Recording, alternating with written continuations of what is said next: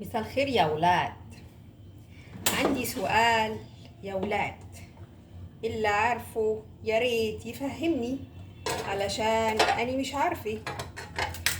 قولولي، هو إيه الحرية في إن الواحد الراجل يعني اللي المفروض إنه يتقال عليه راجل، إيه الحرية في إنه يلبس حلق؟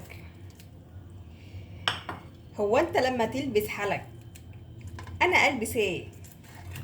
تقدر تقولي؟ طيب، هو انت لما تعمل شعرك استشوار انا اعمل شعري ايه؟ انا اعمل ايه يا منيل؟ هي دي حرية ولا قلة ادب؟ عايز عايز تبقى بنت؟ عايزنا نقول لك يا واد يا بنت؟ ما هم معاهم حق البنات ان هم ما يتزوجوش. كل واحدة تسمعها تقول لك انا مش عايزة اتزوج لانها مش شايفة راجل قدامها. ما هي معاها حق. احنا نقنعها ازاي ان انت راجل وان هي تقدر توافق وتعتمد عليك تشيل مسؤولية؟